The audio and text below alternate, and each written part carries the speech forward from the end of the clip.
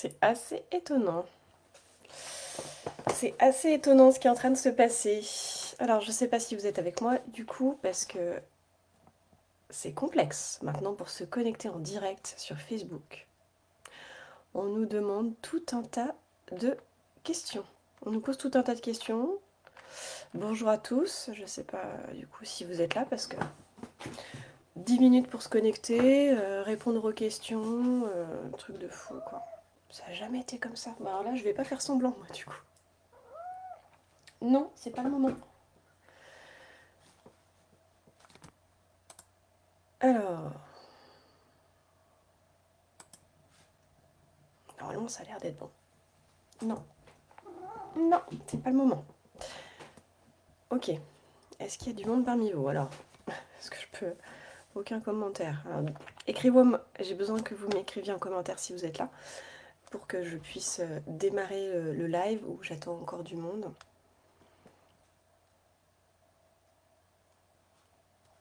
Truc de fou quoi.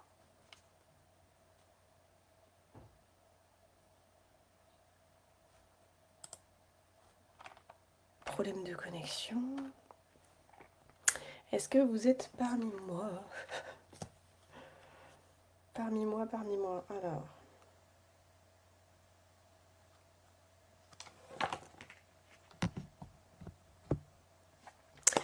Le live d'aujourd'hui, n'hésitez pas à me faire un coucou quand vous êtes arrivés. Le live d'aujourd'hui, il concerne un titre. Un titre qui m'est venu comme ça.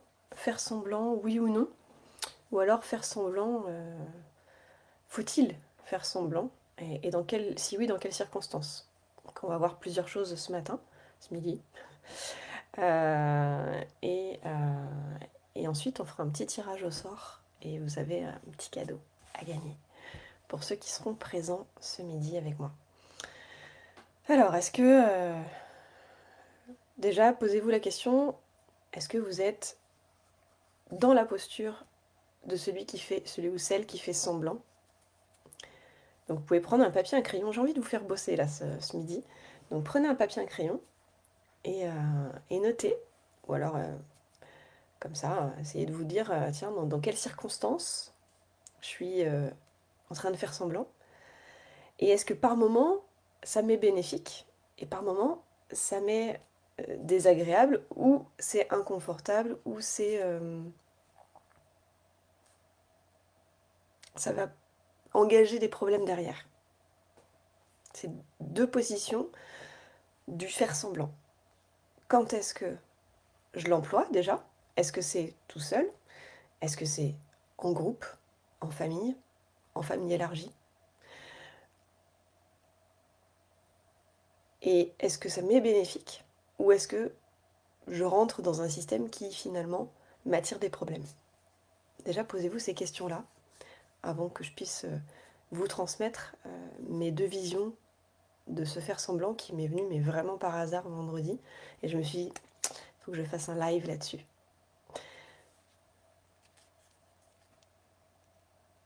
Et quand vous avez fait ce petit point-là, vraiment de essayer de trouver les circonstances, peut-être dans votre enfance, dans votre adolescence, dans votre début de carrière, de vous dire, bah tiens, est-ce qu'à un moment donné, je me souviens avoir fait semblant et ça m'a porté préjudice? Est-ce qu'à un moment donné, je me souviens avoir fait semblant et ça m'a amené une belle opportunité derrière? Vous voyez déjà, rien que dans la manière dont moi je le dis, il n'y a pas la même chose qui s'opère sur mon visage. Je vous la refais. Est-ce que auparavant, il y a une circonstance qui m'a porté préjudice au moment où je faisais semblant?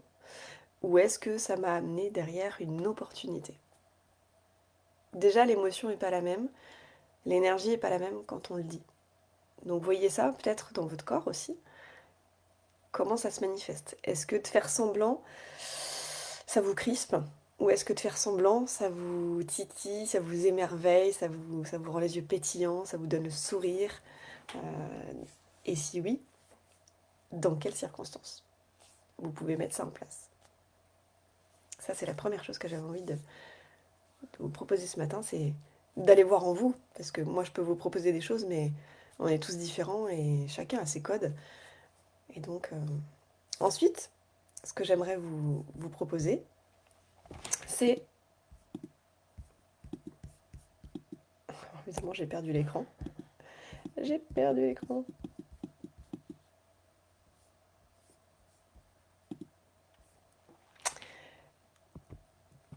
La deuxième chose, c'est quand est-ce que... comment vous vous sentez là, aujourd'hui, à l'instant T? Est-ce que vous êtes dans une posture de... être vraiment à la croisée de ça, c'est-à-dire je fais ni semblant pour quelque chose, ni semblant pour autre chose, je suis vraiment sans attente, sans masque, parce que c'est ça, en fait, faire semblant. On pourrait le définir déjà ensemble. C'est quoi faire semblant pour vous? Quelle serait votre définition à vous en quelques mots?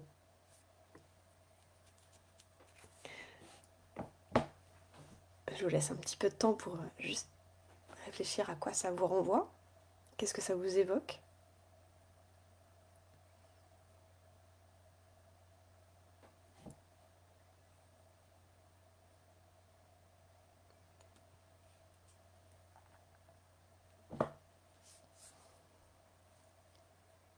Est-ce qu'il y a des mots qui vous viennent à l'esprit? Faire semblant, tiens, ça me fait penser à... Ça peut être le contraire aussi de faire semblant. Faire semblant, est-ce que c'est pas du mensonge? C'est pas justement porter un masque? Faire semblant, est-ce que c'est être contre sa propre nature, contre sa propre vérité? Est-ce que déjà il y a une action de faire semblant? Ça veut bien dire que le faire est un peu opposé à l'être, si vous voulez. Il y en a un qui engage l'autre. Si je fais semblant, je suis quelqu'un d'autre peut-être que si j'étais pleinement moi, vrai, naturel, authentique, spontané. Voilà, c'est toutes ces choses-là que peut-être que vous aurez votre définition à vous. En tout cas, voilà, moi j'ai déterminé deux classes, deux choix possibles, et dans lesquels on va pouvoir aller explorer certains exemples, en fait, vous allez pouvoir comprendre les notions. Soit vous faites semblant pour plaire, ça c'est la première.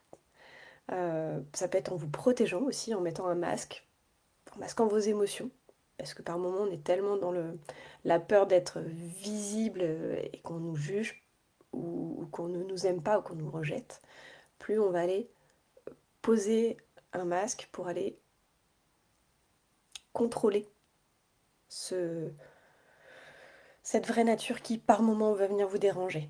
D'accord? Donc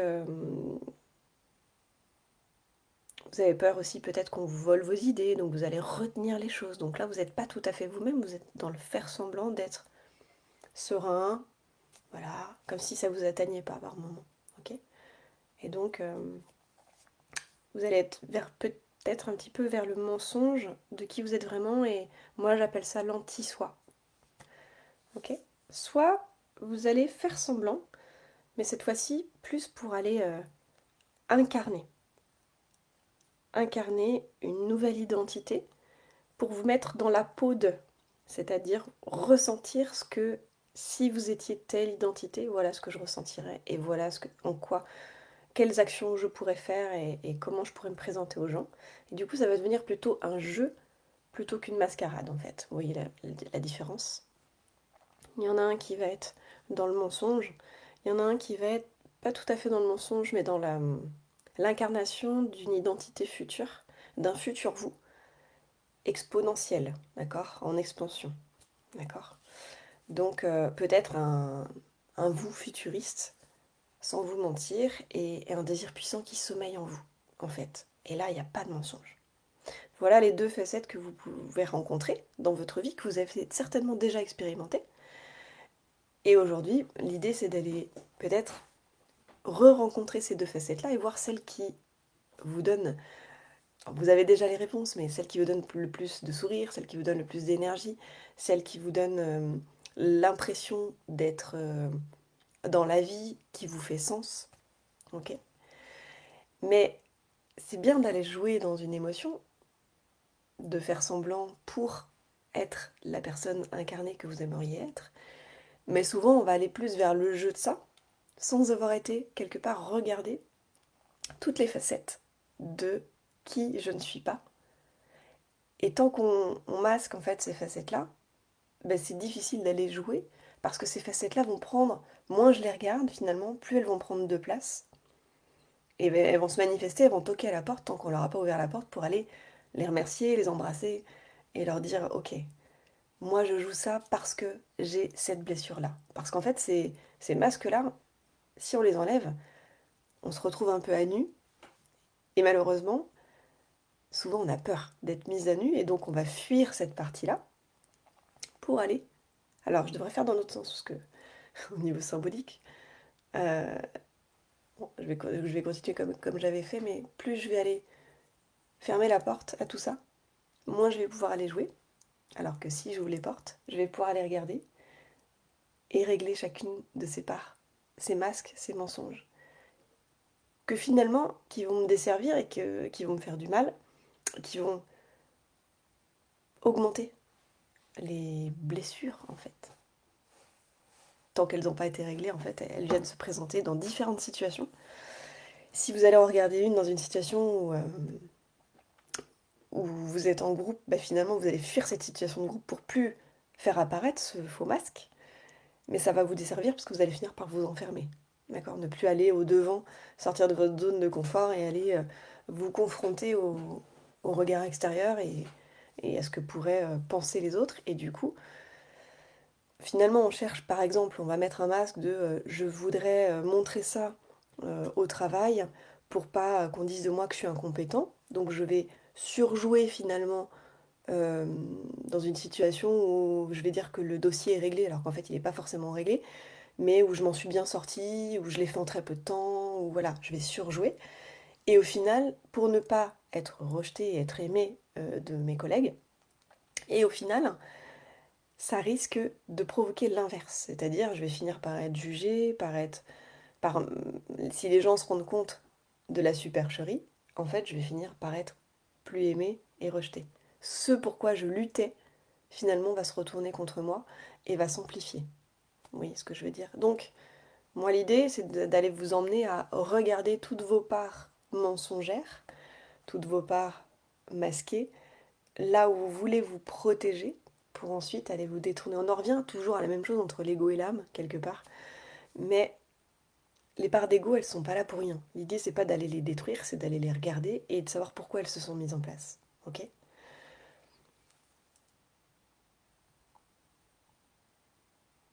Donc il y a faire semblant d'être et faire semblant d'être. Faire semblant d'être quelqu'un que je ne suis pas pour me valoriser, pour répondre à un contexte extérieur, et il y a le faire semblant d'être pour répondre à un contexte qui va être beaucoup plus intérieur, où là je vais décider consciemment d'aller jouer dans une certaine direction pour aller attirer à moi des situations, des opportunités, des challenges qui vont correspondre à cette nouvelle identité que j'ai envie d'aller chercher. J'ai souvenir, elle sera peut-être là, elle verra peut-être le live, j'ai souvenir d'une cliente qui m'avait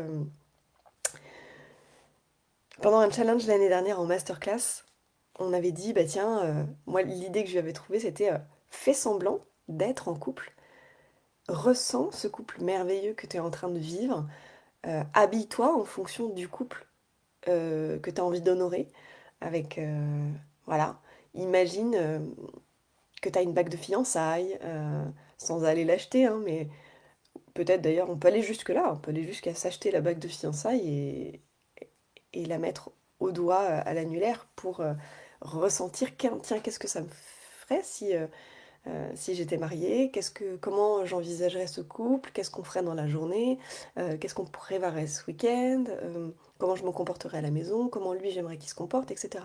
Et d'aller vraiment jouer le jeu. Vous voyez, l'opposé finalement, c'est pas du mensonge parce qu'on se ment pas à soi-même, on sait qu'on est dans le costume qu'on a choisi, on est sur notre pièce de théâtre et on va juste mettre en place des actions pour aller ressentir vraiment cette future identité qu'on aspire à vivre en fait dans notre vie, ok? Donc il y a vraiment, il faut que vous voyez bien la différence. Donc, je rappelle, le premier, on se cache derrière un masque pour se protéger ou plaire, et le second, on va se projeter dans une version plus authentique de soi-même, sans tromperie, mais avec l'intention de devenir ce que l'on aspire à être. Je vous résume. L'objectif, c'est de comprendre quand et pourquoi on choisit de faire semblant. Donc là, toujours vous renvoyer à vous. Examinez les conséquences que cela va pouvoir avoir dans les deux cas. D'accord? Si je mens dans telle situation, qu'est-ce que ça va m'amener à courir comme risque, finalement, et à attirer comme autre situation qui va peut-être pas forcément me correspondre, parce que si je m'élève à un certain niveau dans mon travail, je me mets à la hauteur de quelque chose qui pourrait m'arriver de plus gros et que je vais pas pouvoir gérer du coup. Donc attention, c'est ce qu'on dit, c'est que les actes que l'on va poser, on va forcément enclencher des conséquences. Est-ce que vous êtes capable d'être responsable de ces conséquences-là? Et de l'autre côté, si je fais semblant, même chose, est-ce qu'il va y avoir des conséquences? D'ailleurs, l'année dernière, pour vous rappeler le même exemple, lorsqu'elle s'est habillée d'une certaine manière, elle a mis une bague, elle s'est coiffée, on avait poussé le bouchon, mais vraiment très très loin, c'est-à-dire que bah, ose faire une vidéo et annoncer à tout le monde, à tous tes réseaux, que ça y est, t'as trouvé l'homme de ta vie et que même il t'a demandé en mariage et que voilà, enfin je sais plus exactement ce qu'on avait dit, mais elle avait tellement joué le jeu sans penser aux conséquences que ça allait pouvoir amener. Et elle s'est retrouvée à avoir plein de messages de plein de gens. Ah, c'est génial, bravo, félicitations, etc. Ah, et ça en est devenu submergent et de se dire, mince, je rougis de honte parce que j'ai menti à tout le monde. Donc vous voyez jusqu'où on peut aller dans le délire et parfois se dire, oh là là, j'avais pas mesuré ces conséquences-là. Il va falloir que je dise à tout le monde qu'en fait c'était un jeu. Donc attention jusqu'où vous allez dans le ressenti, la mise en scène, parce que ça peut créer des dégâts après. Et bon, c'était des petits dégâts, parce que voilà, c'est juste après de repréciser que non, non, c'était pour un défi. Mais vous avez bougé toute une communauté derrière. Toute une communauté qui a cru et qui était content en fait pour... Donc là, quelque part, il y a eu une effervescence, une énergie de dingue qui s'est déployée en l'espace de quelques minutes. Et on n'avait pas pensé à ça, on n'avait pas imaginé ça. Donc, euh, jusqu'où on fait semblant. Voilà, pour le jeu et pour incarner l'identité. Et en même temps, quelques mois plus tard, elle a rencontré quelqu'un. Donc, à tellement s'imaginer, parce qu'en fait, une fois que ça a été vécu dans le corps, c'est encore plus, plus impactant au niveau de votre mémoire sensorielle. D'accord? Donc le fait d'aller mettre une robe, une bague, et de se filmer, et de la poster, et de recevoir tous ces messages, elle a vraiment joué la scène jusqu'au bout. Et finalement, elle a attiré dans son énergie, puisqu'elle le vivait déjà, elle a attiré la personne à ce moment-là, qui correspondait à son, son état d'être du moment. Voilà, c'était une petite parenthèse, mais je vais donner d'autres exemples, hein. J'ai noté faire semblant pour plaire et se protéger, le masque de l'anti-soi. Donc là, on va aborder le premier. J'ai pris des notes, hein, parce que je... Voilà. Voilà, moi, je fais pas semblant. Je suis authentique. Alors, dans cette première catégorie, faire semblant d'être représente une forme de défense. Alors, c'est ce que je disais tout à l'heure, c'est une défense pour ne pas être assailli de jugements qui vous feraient du mal, en fait. Donc, on va chercher à se défendre, à se protéger. C'est une attitude qui découle souvent d'une peur de ne pas être accepté ou de se voir rejeté. J'en parlais tout à l'heure, on adopte un rôle qui n'est pas le nôtre, souvent pour satisfaire les attentes des autres, afin de se conformer à des normes sociales ou professionnelles, ou familiales. Ah bah l'exemple que je vous donnais, c'est ça. Un employé dans une entreprise qui, par peur de perdre son emploi, feint d'être un expert dans un domaine qu'il ne maîtrise pas totalement. C'est vrai que je l'ai noté tout à l'heure, donc forcément ça me revient. Il cache ses doutes et ses questions, s'efforçant de donner l'impression d'avoir tout sous contrôle, alors qu'il se sent totalement en décalage avec ce qu'on attend de lui, en fait. Ce faisant, il devient prisonnier de son masque et finit par se perdre lui-même, déconnecté de sa véritable personnalité.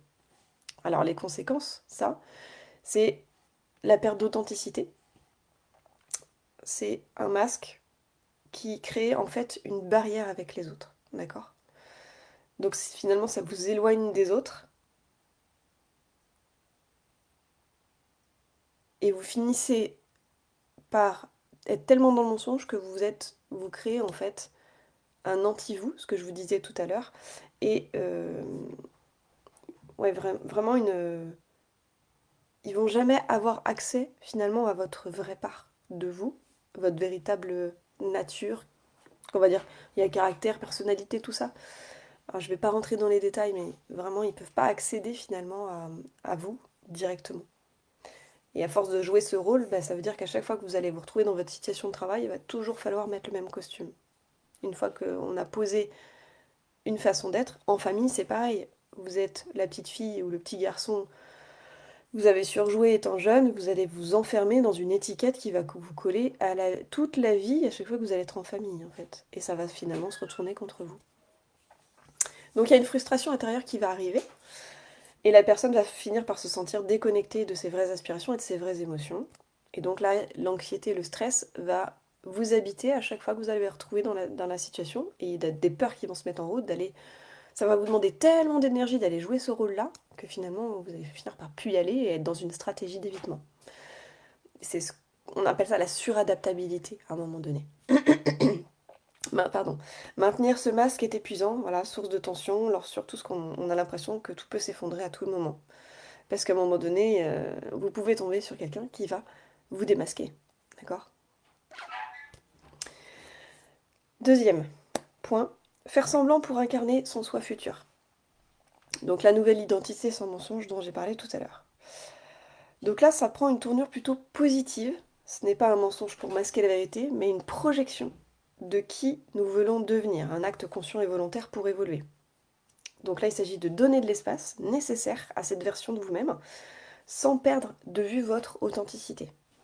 Donc dans authenticité, j'entends la spontanéité, j'entends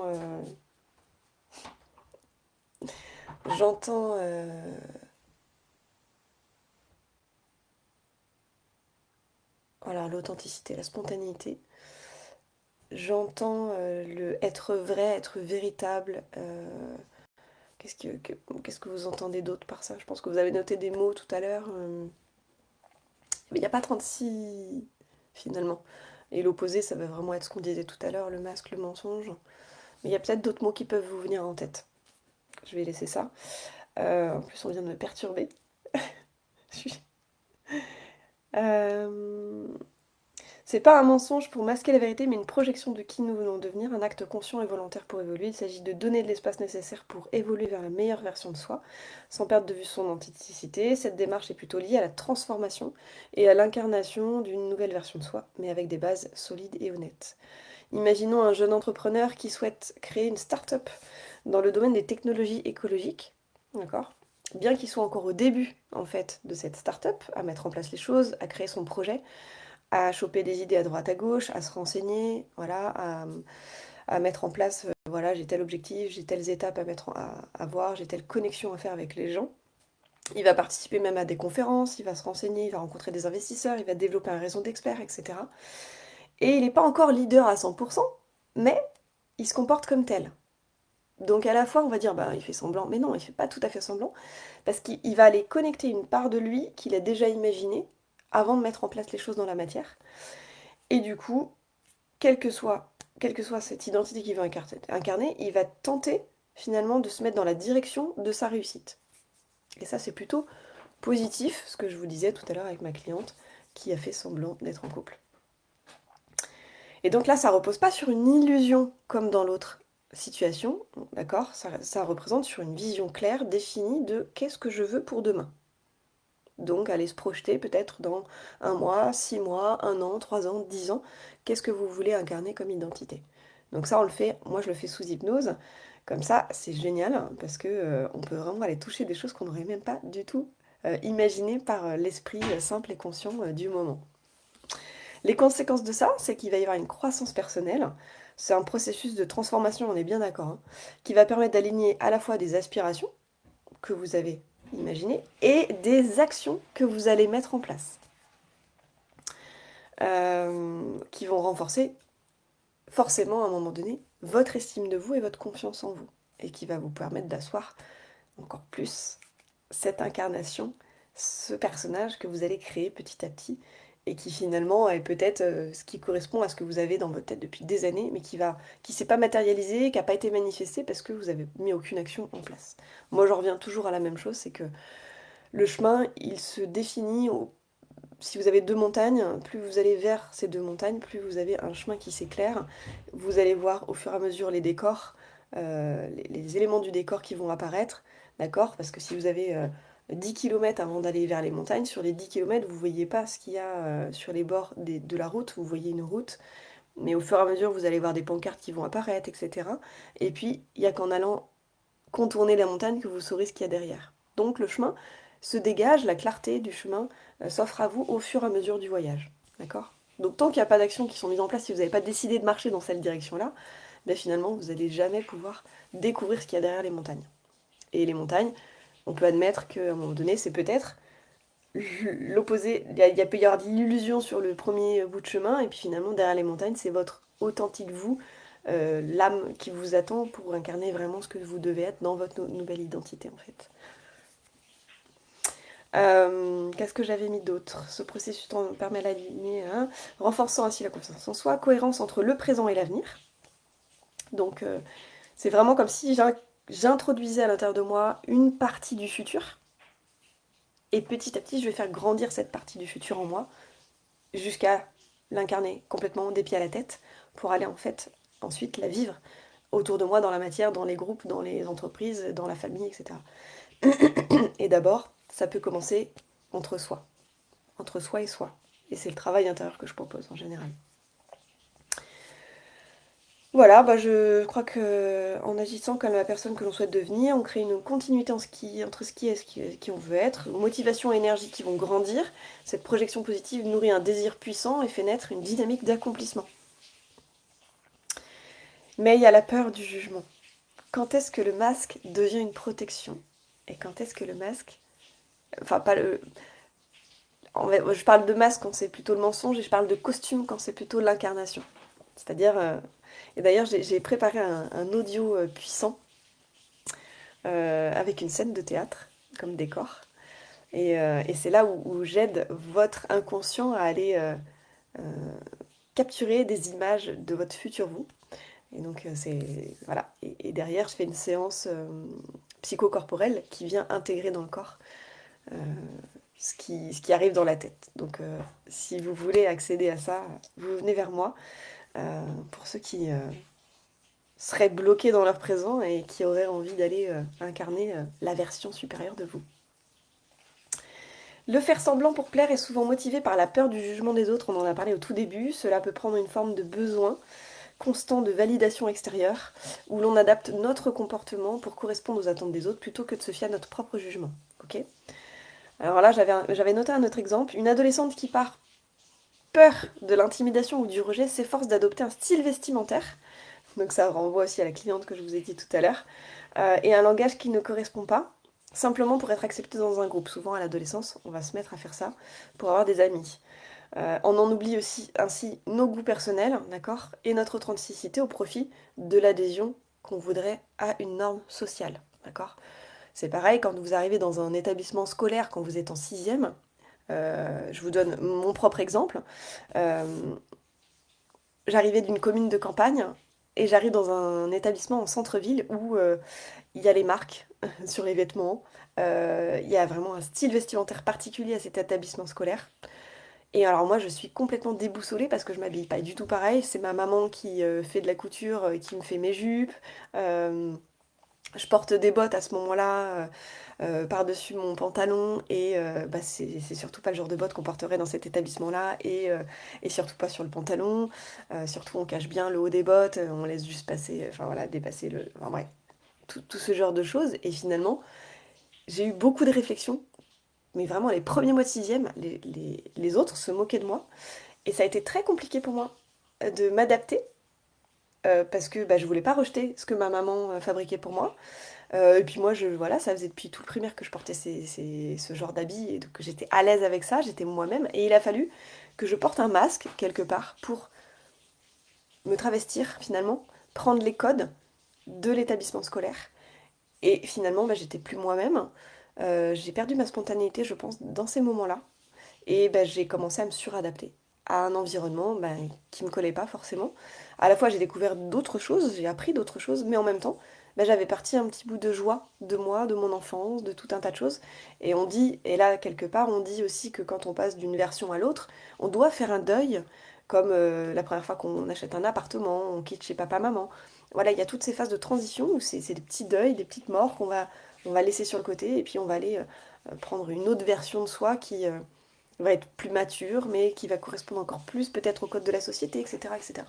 Donc passer du mode campagne au mode citadin, finalement, ça a été pour moi assez douloureux, des blessures, et du coup j'ai fini par protéger qui j'étais à l'intérieur, à garder vraiment toutes mes histoires intérieures que je nourrissais de magie, peut-être, et que le burn-out est venu réveiller et remettre au devant de la scène.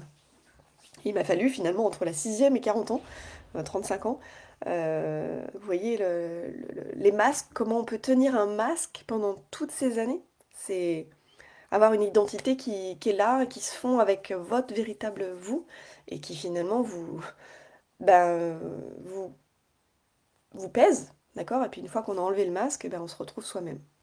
Ok. Donc ça peut faire des gros dégâts en fait, de rentrer dans une suradaptation. Donc le masque, voilà, l'autre synonyme que j'aurais envie de dire, le masque, c'est aussi de la suradaptation. Euh, pour correspondre à l'extérieur, finalement, au regard des autres et à un environnement. D'accord? Et c'est pour ça qu'on dit bien souvent, quand on est en burn-out, c'est qu'on ne correspond pas finalement à l'environnement dans lequel on est. Et l'idée, c'est que la maladie arrive pas pour rien, c'est pour s'extraire de cet environnement qui nous est toxique. Finalement, pour déconstruire la structure qu'on a construite comme tout, avec toutes ses facettes et tous ses masques, et aller toucher sa véritable nature dans le dur, et ensuite reconstruire ses fondations, reconstruire ses murs, reconstruire son soi, son toit, et après on repart de nouveau dans quelque chose qui est beaucoup plus spontané, authentique, vrai, sans faire semblant. Et c'est là qu'arrive le «Ah, et si j'envisageais de faire semblant d'une autre manière?» Et c'est pour ça que tout ce qui m'est arrivé vendredi, je me suis dit «Je peux pas le garder pour moi, c'est pas possible, il faut que je le transmette». Et d'ailleurs, j'ai eu une confirmation que ce live devait arriver, même si j'ai eu des soucis techniques au début. Je me suis dit, allez, non, non, non, je persévère parce qu'il faut vraiment que je le fasse ce live et je pense qu'il est important, surtout dans ce moment de société dans lequel on est. C'est est-ce que je décide de continuer à porter un masque ou est-ce que je décide d'être vrai, authentique et de faire mes propres choix et de les assumer? Et c'est là où, voilà, j'avais envie de vous amener aujourd'hui. Parce que alors, qu'est-ce que je voulais... Ah oui.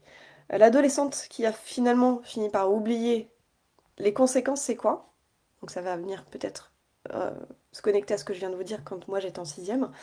L'individu s'éloigne progressivement de ses propres valeurs, donc il y a une perte de soi, préférences et désirs oubliés, inhibition créative, et moi j'étais tellement créative quand j'étais en primaire, j'étais leader de groupe, etc. Je me suis retrouvée finalement leader à la campagne, et arrivée en centre-ville, j'étais...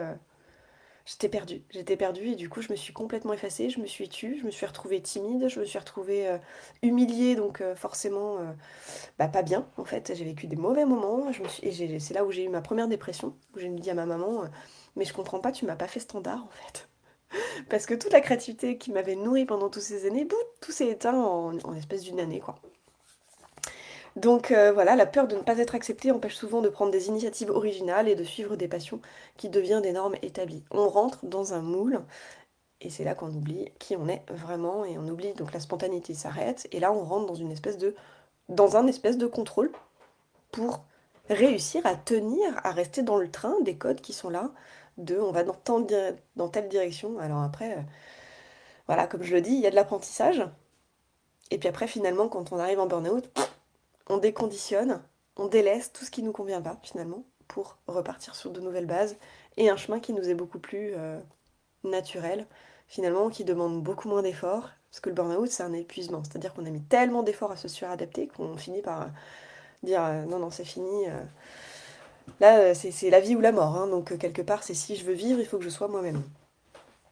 Et j'avais fait une première vidéo sur ma chaîne Sois ton soleil mode d'emploi, vous pourrez aller voir et je crois qu'elle s'intitule Être vrai, je crois. À cette époque-là, donc ça fait au moins, elle a au moins 5 ou 6 ans cette vidéo. Et je parle déjà de... Bah là, je parlais plus d'être en famille, vrai en famille. Parce qu'en fait, quand on a un burn-out ou une maladie, ben on finit par... D'abord, c'est la sphère. Moi, en tout cas, pour moi, ça a été la sphère environnementale professionnelle qui est venue me chercher sur certaines choses où je me rendais compte que j'étais en lutte, et pas moi-même. Et finalement, la maladie fait qu'on s'isole.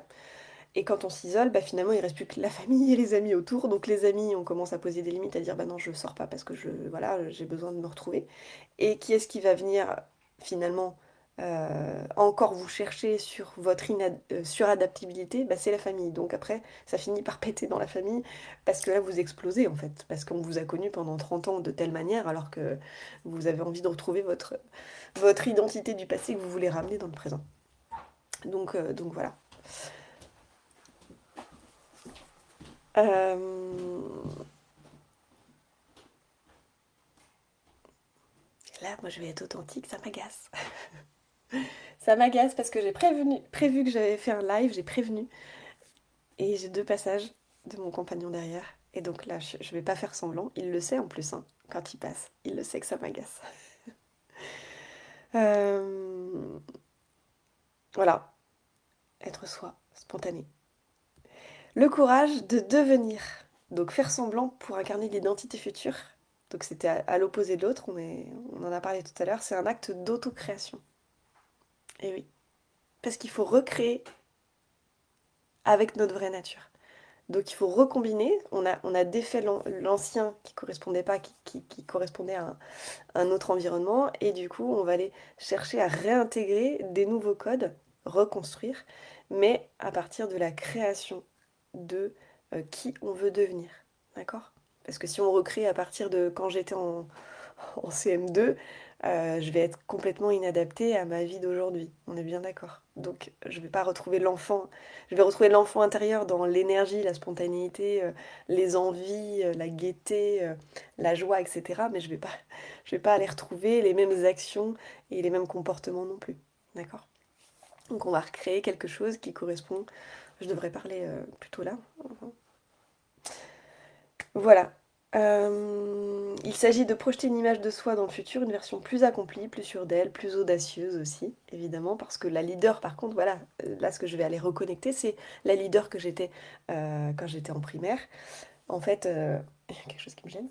En primaire, j'étais sur scène pour les kermesses. C'est moi qui faisais les chorégraphies pour toute la classe, et c'est moi qui étais devant sur scène et aujourd'hui, je reconnecte à la scène de quand j'étais petite, mais pas dans le même état d'esprit. Euh, mais par contre, j'ai reconnecté à toutes ces énergies que j'avais de mener un groupe, d'être sur scène et d'animer, d'être en connexion avec le public, etc. Tout ce que je retrouve aujourd'hui. D'accord? Donc c'est une télétransportation de mon enfant intérieur que je retrouve dans un corps d'adulte aujourd'hui quand je suis sur scène. Cette démarche n'est pas un mensonge, mais une invitation à explorer les possibilités infinies de mon être, de votre être. J'avais un autre exemple que j'avais noté, un auteur qui rêve de publier un livre mais qui se sent encore hésitant, il commence à faire semblant d'être un auteur accompli. Il écrit chaque jour, partage ses écrits en ligne, s'inscrit à des ateliers d'écriture, il fait des actions, bien que symbolisant un rôle qu'il n'a pas encore totalement endossé. Ça va l'aider petit à petit à se rapprocher chaque jour, un pas après l'autre, de l'auteur qu'il veut devenir. D'accord? Et c'est comme moi, pour me reconnecter à la scène avant de passer devant un public, au départ, je me suis connectée à la caméra pendant le confinement. D'accord? J'ai commencé à. Alors, je pense que ma part enseignante, finalement, quand j'étais dans l'enseignement, j'étais quand même sur scène avec des élèves. Malgré tout, j'avais quand même gardé ce côté leader. On est quand même leader quand on est un enseignant, puisque c'est nous qui amenons, qui transmettons, qui enseignons tout un tas de choses. Donc il y a ce côté-là que j'avais quand même gardé, et finalement, au burn-out, j'avais plus envie de ça. Parce que pour moi, c'était quelque part l'ancienne version, enfin le côté masque, faire semblant de. Et il manquait cette part de joie, de l'authenticité à l'intérieur. J'étais authentique hein, quand j'étais prof quand même, mais il y avait pas ce côté pétillant. Alors il y était peut-être en début de carrière, parce que enfin j'avais réussi mon concours, etc.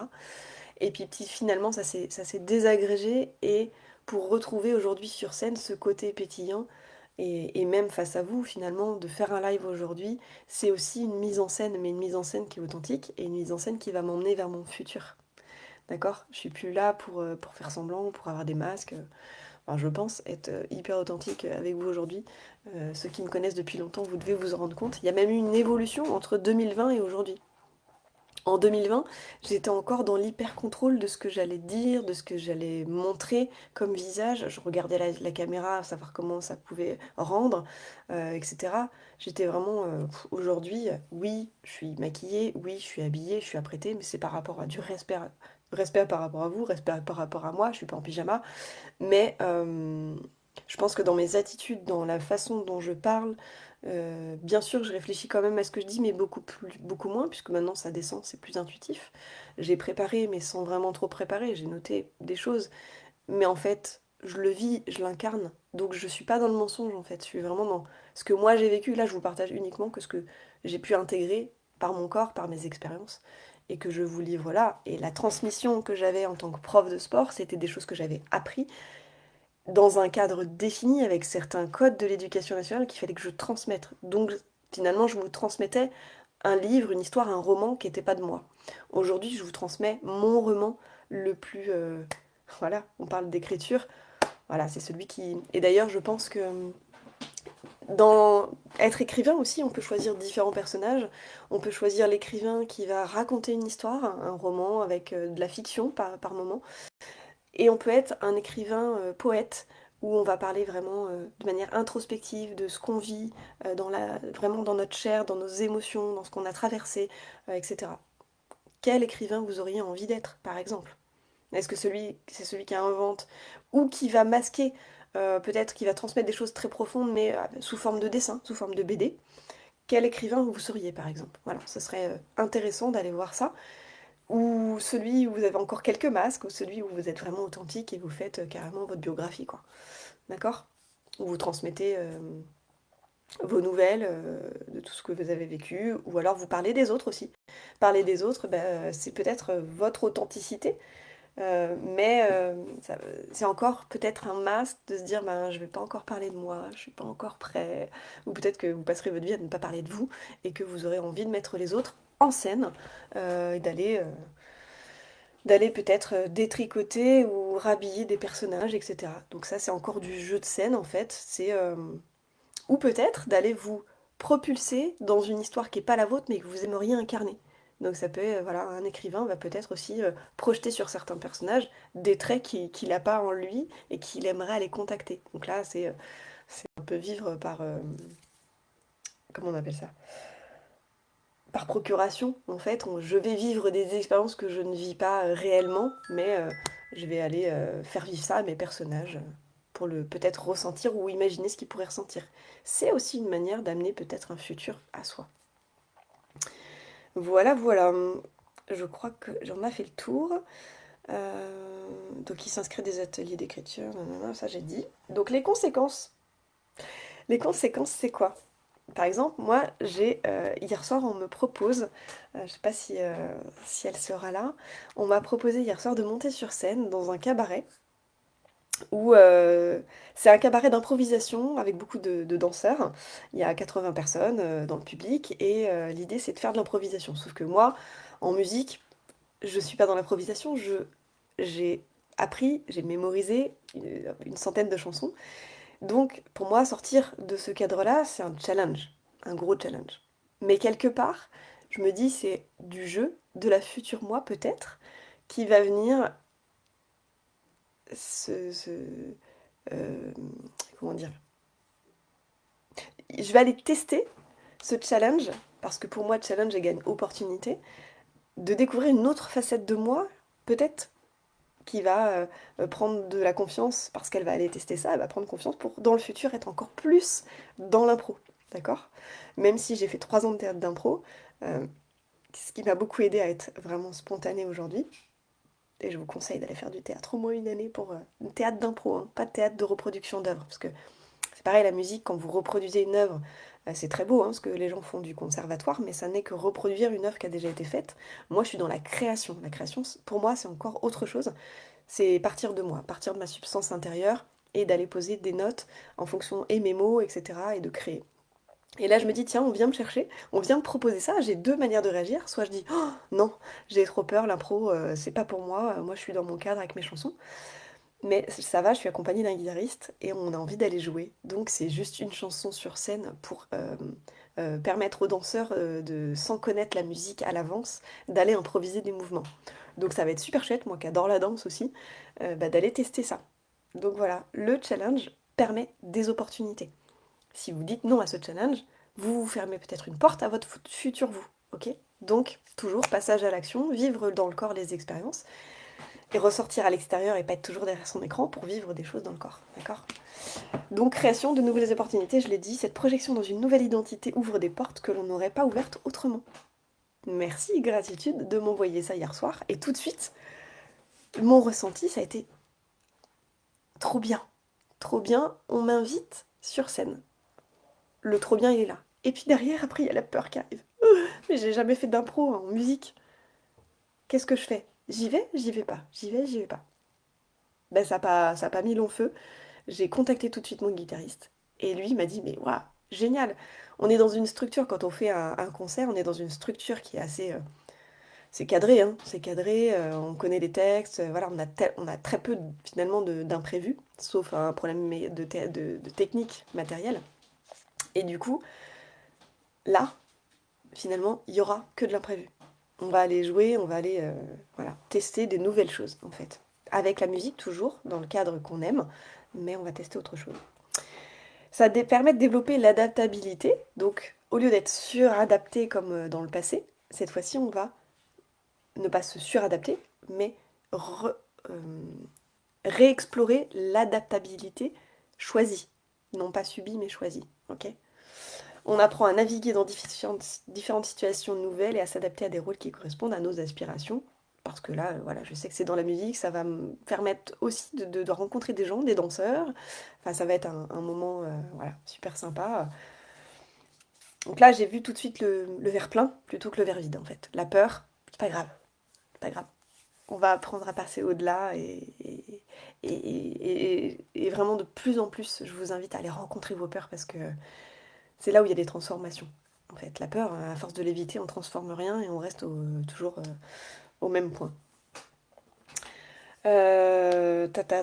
Authenticité dans le processus, même si l'on incarne un futur possible, cela se fait sans renier qui nous sommes réellement. Donc, comme je vous disais, ça reste dans le cadre de la musique et moi ça me plaît et on va être sur scène, donc ça me plaît et je vais transmettre et ça me plaît et je vais même partager, contribuer à un spectacle qui n'est pas le mien. Et donc, waouh! Et j'ai déjà fait par le passé, quand j'étais toute petite en primaire, j'ai fait Émilie Jolie en comédie musicale et je l'ai refait quand j'étais en burn-out. Il y avait ça en Vendée. Et je me suis dit, allez, une semaine pour me reconnecter à mon enfant intérieur. Et je suis retournée faire la comédie musicale Émilie Jolie. Ça a été très compliqué parce que j'étais très très fatiguée. Mais du coup, j'ai vécu des expériences extraordinaires. Du coup. Donc aller au-delà de la fatigue aussi, c'est s'ouvrir des portes. Donc les deux faces qu'on a vues aujourd'hui, faire semblant, bah, il faut trouver l'équilibre entre l'intégrité et l'ambition. Parce que c'est pareil, si vous vous dites, allez, je vais incarner, je vais jouer le rôle de... Alors il y en a qui font complètement de l'usurpation d'identité, qui vont aller même tomber dans des arnaques, à imaginer qu'ils ont la belle vie d'un richissime américain, et qui vont... mais vous pouvez aussi vous mettre en danger, d'accord? Comme ma cliente aurait pu se mettre en danger, c'était un petit danger limité, mais d'aller se mettre à dos des gens parce qu'on a tellement joué un rôle qui était tellement ambitieux et tellement loin de notre vrai présent que finalement vous allez prendre un risque démesuré et vous faire mal et impacter aussi d'autres gens. Donc il faut toujours mesurer l'équilibre de l'ambition et de l'incarnation du futur que vous avez envie de ramener dans votre présent et d'expérimenter. Ok? Donc un danger perçu, un danger vécu mesuré. D'accord? Prenez des risques, mais toujours avec du discernement. Il est possible de jongler entre ces deux forces de faire semblant. Mais le défi est de trouver l'équilibre, ce que je vous disais, comment ne pas se perdre dans un rôle tout en s'autorisant à rêver et à incarner ce que l'on aspire à devenir. C'est une pépite ce live quand même, ce matin. Je me dis, pourquoi je dis ce matin chaque fois? Je sais pas, je me crois le matin. Euh, Dernier exemple, un jeune professionnel à qui, à ses débuts, adopte un comportement de leader comme l'exemple de l'entrepreneur, mais sans renier ses propres valeurs. Il garde sa sincérité, son éthique, tout en travaillant chaque jour à incarner l'image de la personne qu'il veut devenir. Ce faisant, il ne perd jamais de vue qui il est véritablement. Conséquence, clarté de vision. Donc là, il est allé vers la montagne, il avance sur son chemin, il a un objectif clair de ce que l'on veut, de ce qu'il veut incarner et permet de rester fidèle à lui-même tout en se dirigeant vers l'avenir. Et il y a une harmonie qui s'opère, qui est en train de se construire entre son être et son devenir. L'authenticité ne doit pas être sacrifiée pour la croissance, c'est ce que je vous disais tout à l'heure, à être trop ambitieux, faire trop. Finalement, on s'éloigne de nous-mêmes et du coup, on peut se perdre beaucoup. ce processus de transformation est plus fluide et moins contraignant de rester authentique à soi-même sans sacrifier sa spontanéité pour rester dans la croissance. Il vaut mieux une croissance lente, c'est ce que je dis toujours, et c'est ce que je disais à mes élèves d'ailleurs. En gym par exemple, je disais à mes élèves, il vaut mieux faire une roulade avant hyper bien faite, dans la qualité du mouvement, qu'un salto arrière qui finit allongé au sol et pas du tout maîtrisé. D'accord? Il vaut mieux faire une roue super bien maîtrisée qu'une rondade où on rejoint les deux pieds, où c'est un peu plus spectaculaire. Voilà, il vaut mieux faire moins, mais mieux, finalement, que trop ambitieux et un fiasco, quoi. Voilà. Faire semblant ne signifie pas forcément mentir ou se perdre. C'est un acte puissant qui peut, dans certains cas, être un levier pour se transformer, se projeter et se réaliser. Le véritable défi est de savoir faire la distinction entre les formes de faire semblant, donc c'est ce qu'on a vu aujourd'hui, celles qui nous enferment dans des rôles artificiels. C'est d'autres mots qui peuvent aussi venir nourrir pour que vous repériez bien et celle qui vous pousse à évoluer vers ce qui nous sommes vraiment, ce qu'on est réellement appelé à devenir. Donc c'est l'appel de votre âme en général qui va vous permettre de jouer des rôles, de faire semblant et de monter sur scène dans ce magnifique jeu qu'est notre société, magnifique pièce de théâtre. D'ailleurs, c'est pas pour rien que Monsieur Macron en a fait une série à l'Élysée, je crois, au début de son premier quinquennat, je crois. Ouais, alors, clairement, on a des hommes politiques qui sont des vrais acteurs, pour le coup. Ça dépend de là où vous en êtes par rapport à votre analyse de la situation du jour, mais sincèrement, on se croirait dans une grosse pièce de théâtre avec des bons acteurs quand même. Euh, Tac, tac, tac, je m'y perds du coup. Je digresse, je digresse. Celle qui nous pousse à évoluer, nanana. Le secret réside dans l'équilibre, l'authenticité, l'ambition, entre le courage de devenir et la sagesse de rester fidèle à soi. Voilà, on arrive au terme de notre live du jour, 51 minutes. Aïe, j'espère que ce sera pas trop long pour vous. Donc moi, voilà, je vous invite dans l'école de l'être solaire, c'est vraiment ce qu'on va chercher. C'est votre futur, vous, qui vous allez pouvoir devenir sans renier qui vous êtes aujourd'hui, sans aller coller à des codes de société, et vraiment d'aller se déconditionner. En fait, ce que j'ai vécu au burn-out, ça a été malheureusement contraint, forcé et dans la douleur. Mais aujourd'hui, j'ai envie de vous faire vivre des burn-out spirituels, c'est-à-dire d'aller éplucher vos oignons là, et d'aller trouver la substance même, le noyau de qui vous êtes vraiment, pour pouvoir aller vous reconnecter à différents lieux, différentes situations, différentes relations que vous imagineriez même pas. Moi, le monde artistique, j'ai découvert une famille en fait, et que j'aurais jamais imaginé, alors que le monde des profs, hein, c'est autre chose quoi. On rigole pas beaucoup chez les enseignants. Ça dépend qui, hein. Dans leur domaine artistique, on rigole un peu plus, mais voilà, en fait, d'aller vous dire, mais peut-être que de sortir d'un environnement, de changer. Il y a des codes comme arriver dans un établissement scolaire qui vous convient pas du tout, d'ailleurs à l'époque. Il y a plusieurs établissements, j'en ai fait des établissements scolaires en tant qu'enseignante et en tant qu'élève, et pour le coup, il y en a qui m'ont pas du tout correspondu, il y en a avec qui il y avait quelque chose qui se passait. Et donc aujourd'hui, c'est peut-être d'aller changer d'établissement, pas forcément changer de travail, mais peut-être de faire migrer votre travail dans une autre sphère environnementale avec d'autres gens et découvrir autre chose, voilà. Donc ça dépend où vous en êtes en fonction de vos ressources actuelles. Il y en a qui n'ont pas du tout envie de jouer, qui sont dans le marasme complet, qui sont mélangés dans leur tristesse, voilà, qui sont dans le dur. Mais c'est aussi peut-être l'occasion d'aller remettre de la lumière, en fait, dans ces situations-là, pas bien, quand vous êtes triste ou en dépression. C'est qu'il vous manque quelque chose il vous manque la flamme, en fait. Ce qu'on voit en kinésiologie, c'est qu'il faut ramener du feu. Quand il y a du feu euh, dans ce circuit des éléments, quand on remet du feu, on remet de la flamme, ben, ça réchauffe, ça remet de la joie, donc du coup la terre va être, alors, je vais dans l'autre sens, la terre va être nourrie, donc la terre, le champ c'est de la terre, d'accord, pour aller se réancrer. Du coup, si la terre est nourrie, ben ensuite, c'est ce que je dis à chaque fois, on va renourrir l'élément métal, puis l'élément eau, donc il y a moins de peur, et ensuite l'élément bois, on fait des nouveaux projets et on repart, on redonne de la joie, etc. Et c'est quelque chose qui va s'auto-nourrir finalement au fur et à mesure. Mais il faut qu'on trouve ensemble ce qui va pouvoir vous raviver votre flamme quand vous êtes en burn-out. Voilà, donc c'est vrai que je suis spécialiste de ce que j'ai vécu forcément, et je pense que beaucoup de maladies peuvent être guéris